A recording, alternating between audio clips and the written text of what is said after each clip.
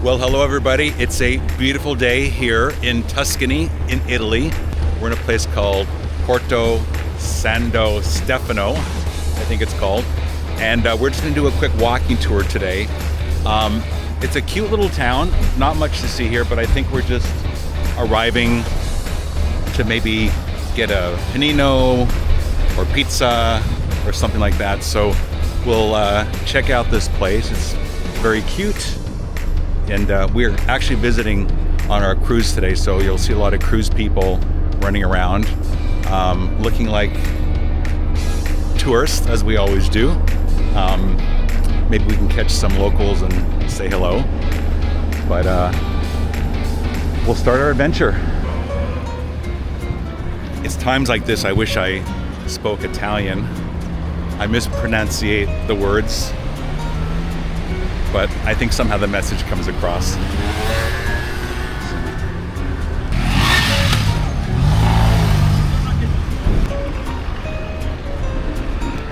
Pretty aggressive drivers.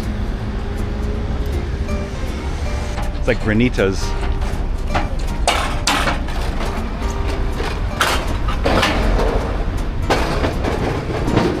And now we head down into these back alleys. Oops, not quite so soon. Ralph is doing the navigation today. And here we have a local gas station.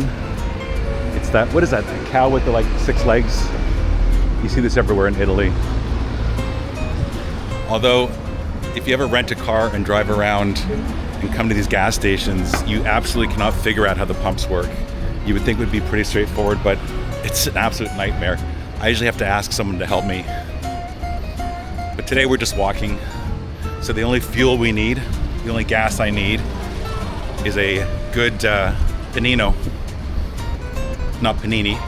Panini means multiple sandwiches. Panino is one, right? See, I'm learning more about the language as we come along. It's right there. Allocci.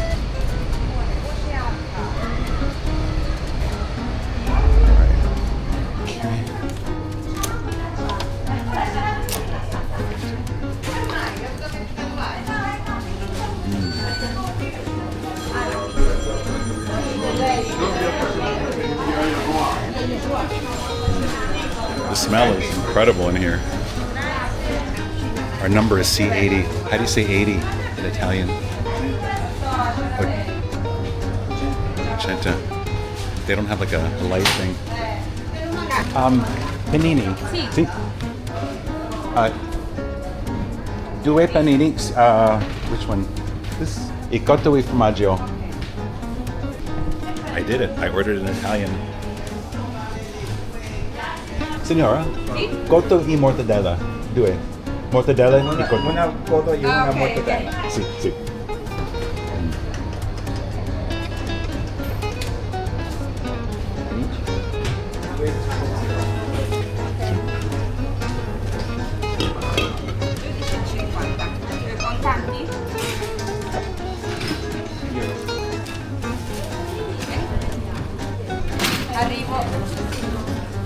Signora, servietta? Servietta? No? Sì. Ah. Grazie.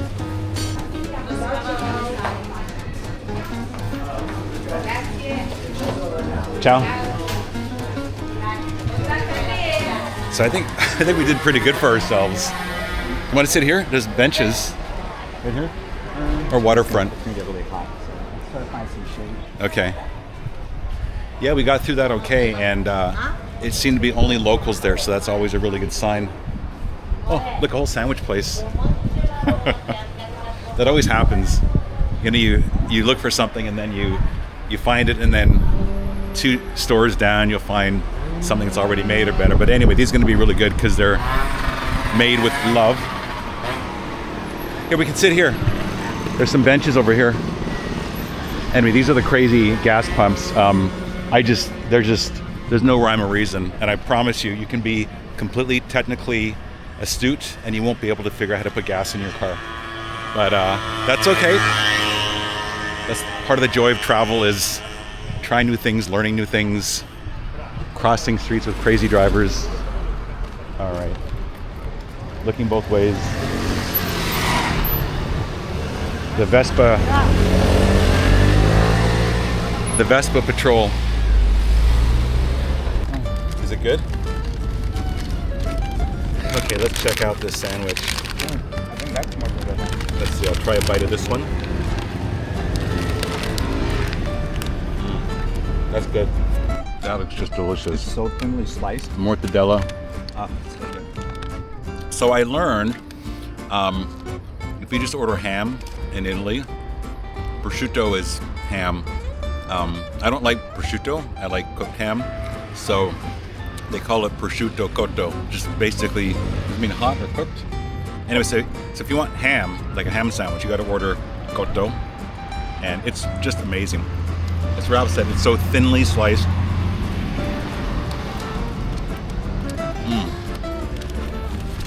And the view is amazing, of course. You have this incredible marina. There, we just switched sandwiches. Let me see what Ralph's is like. One's mortadella, one is cotto.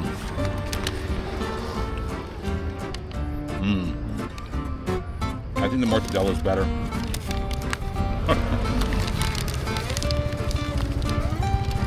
Lessons learned, folks. Stick with the mortadella. Okay, sandwich mission is accomplished. We also had, thank you. We also had those little slices of pizza. I actually had the camera off when we ate them, and they were okay. But the sandwiches were really the star of the show. So now we're just walking around some of the streets of this cute little town. I think we're gonna try to find a supermarket and pick up some local goodies, which we always like to do. Some snacks, maybe some local coffee, learn some more Italian, and try our best not to put on extra weight. That's always the challenge. So, supermarket. Let's see. I think my map is wrong. But let's get in the shade.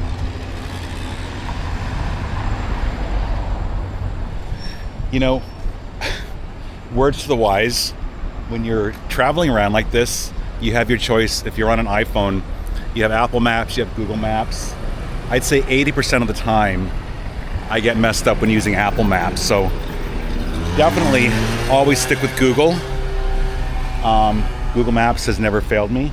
Apple Maps has got me into trouble. So I'm gonna have to come to the shade here, reset. I think Ralph is looking this up as well. All right. Here, What do you have? the Carrefour Express. Okay, what's the distance it'll show?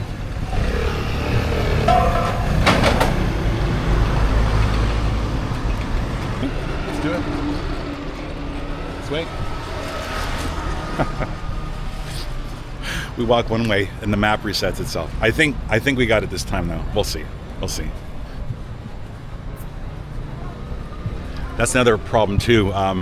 If you've never been to Europe before, especially Italy, especially France, a lot of things are not open all the time. They do tend to close for a very extended lunch, usually 1 to 4 or 1:30 to 5.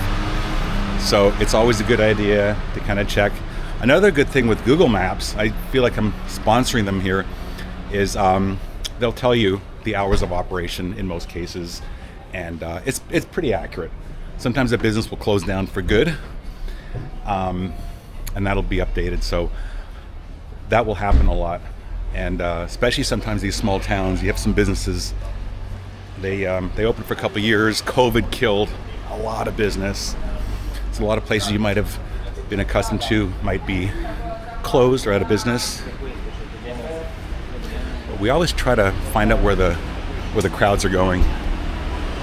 That's always a good indication of something being good. This place is very hilly. As much as we like to hike in a lot of places we go, but when it's really hot, like Europe summer hot, it's kind of hard to climb these hills and stay dry. There. We found it. Now the question is, will it be open? Oh, that little old lady went inside.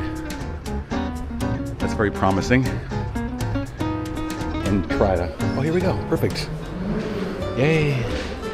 Buongiorno.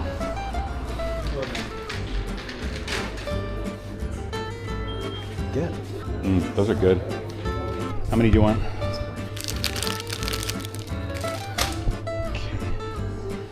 Ooh, cookies. Okay, we're here for coffee. Local coffee. Oh, look at the cookies though.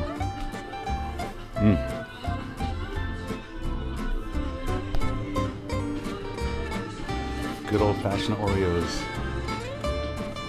Ah, here we go. Coffee. That's a good price. €8.90. I pay $14 for that in the US. You know what we'll do? We're gonna try one of these because that's what we're used to. I think this might be good. Kimbo Cafe di Napoli. If it's good enough for Napoli, it's good enough for us. Ah, I found them way back here.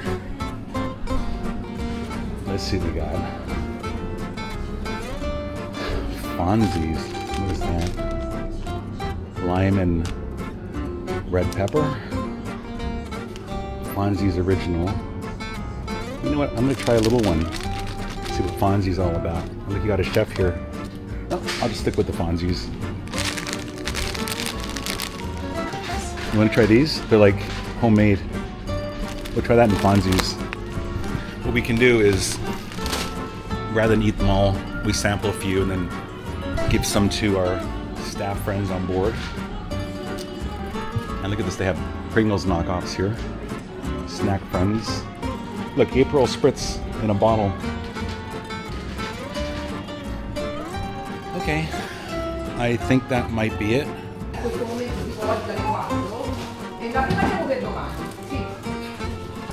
Grazie a lei, a più tardi. Appena entri al consorzio al civico 26.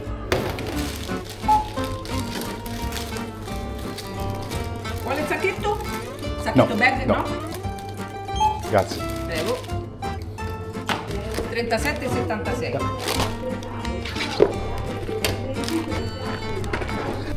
Okay, so one more mission accomplished. Got our stuff. Now we're continuing our little walking tour of this cute little village. Very Italian-y. Not much to see scenic-wise or attractions, but it gives you a little sample of the local life here. Laundry outside.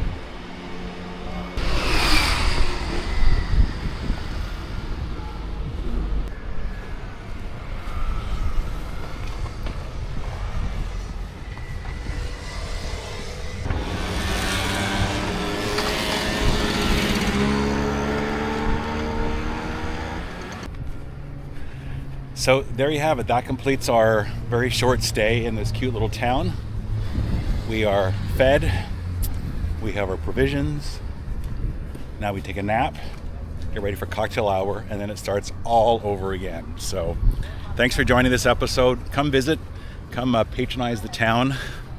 Leave some of your well-spent tourist dollars here, and I'm sure they will appreciate it. And we'll see you next time.